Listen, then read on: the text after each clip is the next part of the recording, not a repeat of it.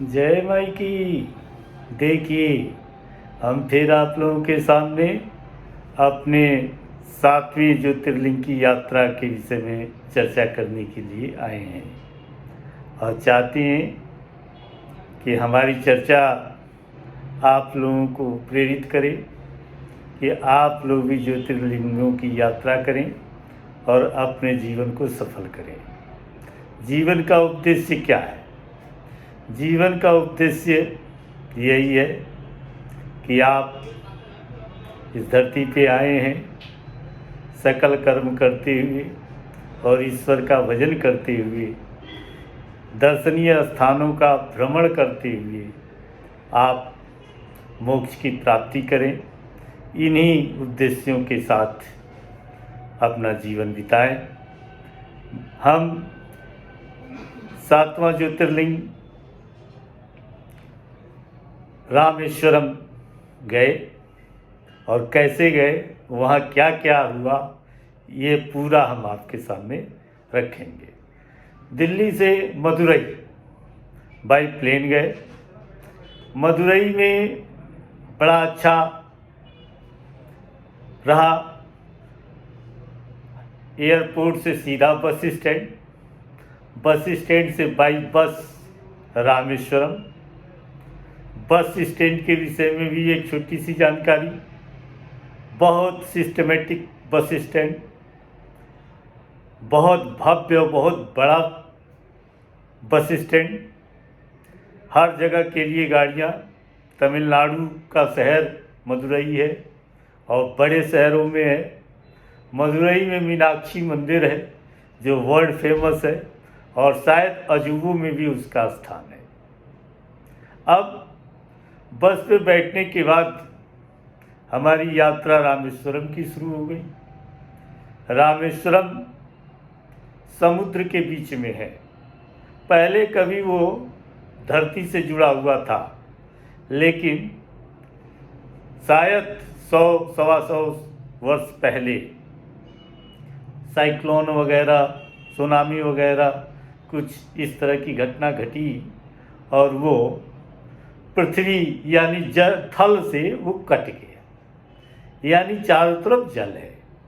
तो रेल मार्ग भी है रामेश्वरम के लिए और भारत का सबसे बड़ा पुल भी है जो समुद्र पे बना है, जिसको पंबन ब्रिज कहते हैं। तो हम खैर ट्रेन से तो नहीं गए, लेकिन बस से गए और बस से भी पुल पड़ा और पुल से ही होकर हमारी बस रामेश्वरम पहुंची। रामेश्वरम में हम लगभग 6:30 बजे के लगभग शाम को पहुंच गए। बाबा के परिक्षेत्र में ही, यानी पश्चिमी द्वार के बगल में ही एक होटल था जिसमें हम रुके। तुरंत नहाया वहाया, नहाने के बाद कपड़े बदल कर, और मन में ये भाव था कि आज एकादशी है, हमारा व्रत भी है और बाबा का दर्शन जरूर होना चाहिए। तो फिर हम बाबा के यहाँ पहुँच गए। बाबा का कपाट 8 बजे बंद हो जाता है। खैर बाबा का दर्शन हुआ। फिर बगल में ही माँ का, यानी पार्वती माँ का मंदिर था, वहाँ गए।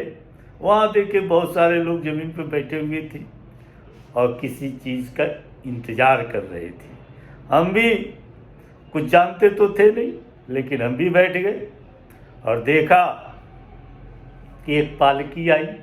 4 लोग उस पालकी को लेकर आए और बाबा लोग बताए कि इसी पालकी में बाबा है और शयन के लिए बाबा आए हैं, यानी पार्वती के मंदिर में बाबा का शयन कक्ष ईशान कोण पे है। वाह, ये ऐसा नज़ारा हमने उत्तर भारत में कभी नहीं देखा था, लेकिन दक्षिण भारत में विधि विधान से ये सब कार्यक्रम देखकर मन बड़ा प्रफुल्लित हुआ।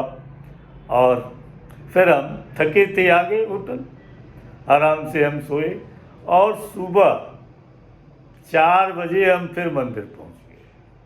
तो वहाँ जाकर जानकारी मिली, लंबी लाइन लगी थी। क्या? तो ये मणि दर्शन का समय है। यानी 4 से और 6 मणि दर्शन होता है।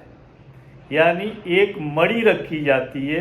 कुछ लोग कहते हैं वो शेषनाग की मणि है, कुछ लोग कहते हैं कि नेपाल नरेश ने मंदिर को दान किया था ये मणि। मणि की ऊंचाई हमारे हिसाब से कम 5-6 इंच होगी और शीशे की तरह चमकती हुई मणि बाबा के सामने रखी और दीपक की रोशनी में ही दक्षिण के जितने मंदिर हैं देवी देवताओं का जो भी दर्शन होता है वो दीपक की रोशनी में होता है। तो दीपक को इस तरीके से जला कर रखते हैं कि आपको लगभग सारी चीज़ें दिखाई देते हैं अंदर गर्भगृह की।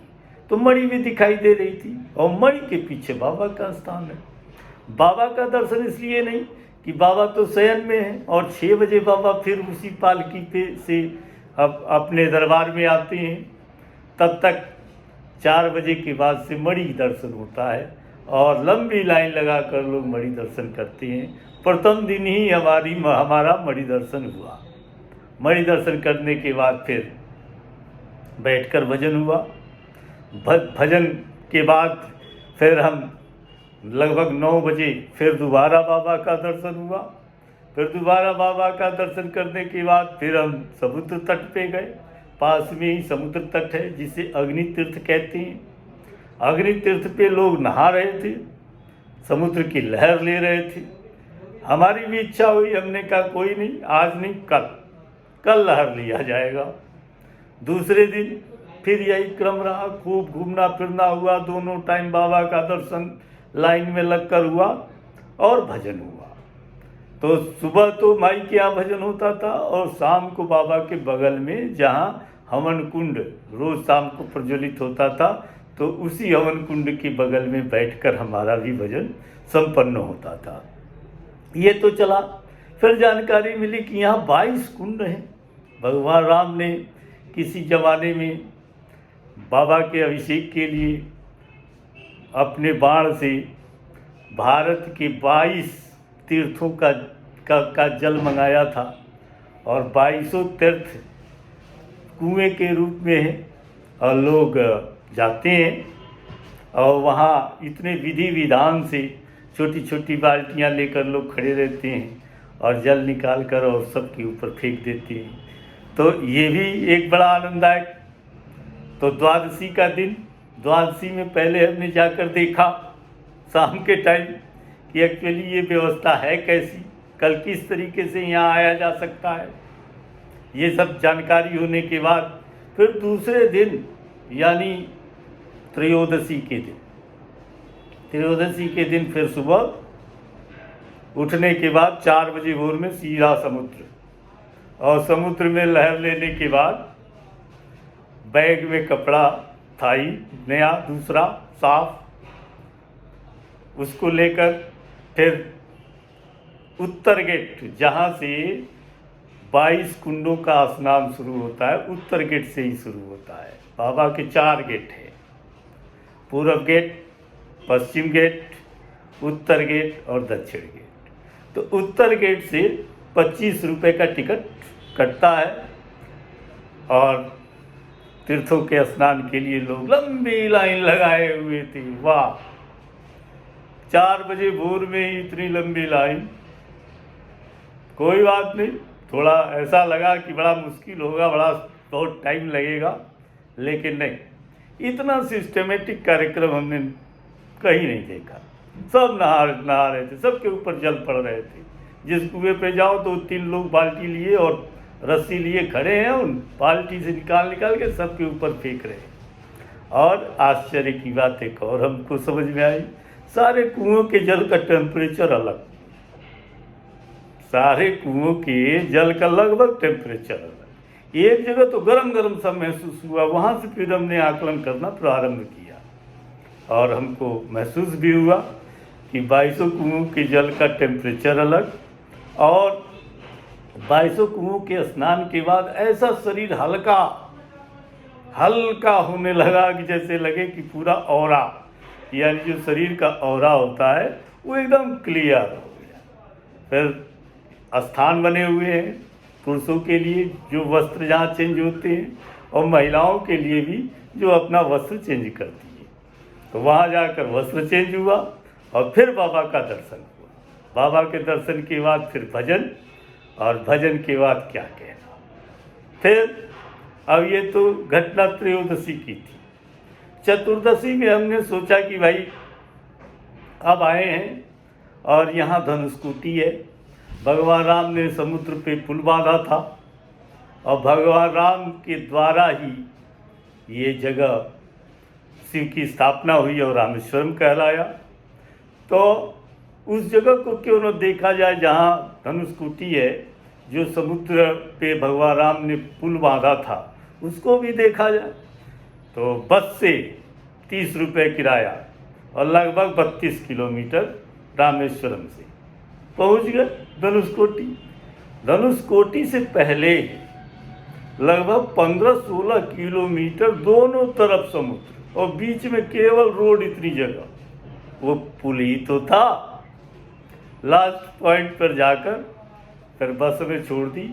वहाँ खूब घूमे, बैठे, फोटो वगैरह खिंचाया, सब बड़ा आनंद आया। और वहाँ से मात्र लोगों ने बताया कि 24 या 34 किलोमीटर ही श्रीलंका है। हमने कहा वाह। लोगों ने ये भी बताया कि ये भारत का लास्ट पॉइंट है। हमने कहा वाह, जय हो बाबा की, आपने इतना अच्छा अवसर दिया। और बहुत आनंद के साथ फिर वापस बस में बैठे और फिर रामेश्वरम। अब ये चतुर्दशी था, शाम को फिर बाबा का दर्शन, फिर भजन। अब शाम के टाइम हमारे मन में आया कि कल तो अमावस्या है और फिर क्यों ना अमावस्या में भी समुद्र की लहर ली जाए और 22 कुंडों के स्नान किए जाएं और बाबा का दर्शन और भजन किया जाए और एक बार और मणि दर्शन किया जाए। तो मणि दर्शन के लिए हम घर से नहा कर गए थे, क्योंकि उसका तो टाइम फिक्स है। मणि दर्शन नहाने के बाद लंबी लाइन लगी हुई और उस लाइन में लगकर हमने फिर दोबारा मणि दर्शन किया। और मणि दर्शन के बाद फिर हम सागर चले गए। सागर में लहर लिया, तर्पण किया पितरों का और देवताओं का और इष्टों का। उसके बाद 22 कुंडों में फिर आ गए। फिर 25 रुपये का टिकट लिया, फिर 22 कुंडों का स्नान किया। स्नान करने के बाद नया वस्त्र धारण किया, फिर बाबा का दर्शन और फिर भजन। यही क्रम फिर अमावस्या की रात में भी यही क्रम हुआ। और अमावस्या के बाद प्रथमा तिथि शुक्ल पक्ष सुबह 5 बजे बाबा के यहाँ से बाई बस मदुरई के लिए प्रस्थान कर ली। बस यही यात्रा रही रामेश्वरम की। फिर एक छोटी सी घटना हम आपको बताएंगे मदुरई में मीनाक्षी मंदिर की अगले वीडियो में। जय माई।